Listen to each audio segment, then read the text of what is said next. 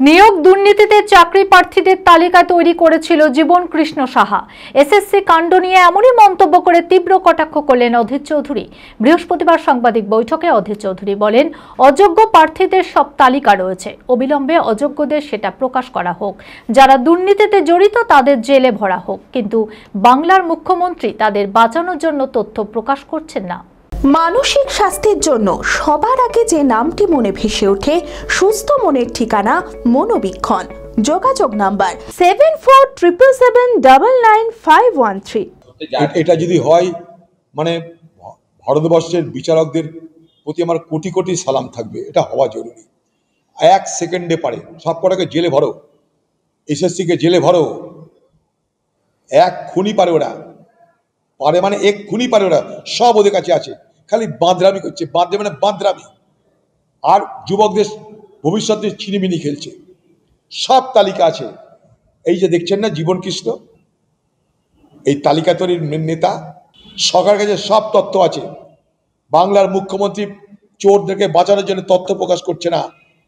বাংলার মুখ্যমন্ত্রী আপনি চোরের সাকরেদ হয়েছেন, আপনি চোরের মদতকারী হয়েছেন, তা প্রমাণিত হচ্ছে আজকে।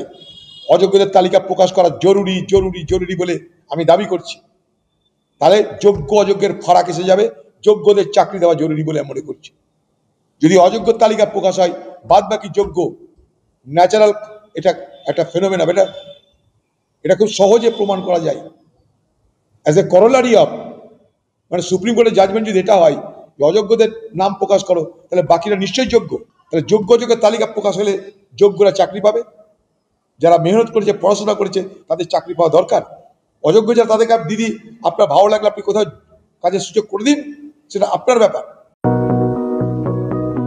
চরক স্কয়ার হসপিটাল সুস্থতার একমাত্র ভরসা। জেলায় প্রথম একই ছাদের তলায় সমস্ত অত্যাধুনিক উন্নত মানের চিকিৎসা পরিষেবা, উন্নত মানের IPD, ICU, CCU, NICU, PICU, dialysis, 7টি modular OT, orthopaedic, paediatric, urology, gynaecology, 24 ঘন্টা অভিজ্ঞ চিকিৎসক। এছাড়াও জেলায় প্রথম ক্যাথল্যাব, সিমেন্স, আর্টিসান এক্স মেশিনের পরিষেবা থাকছে চরক স্কয়ার হসপিটালে।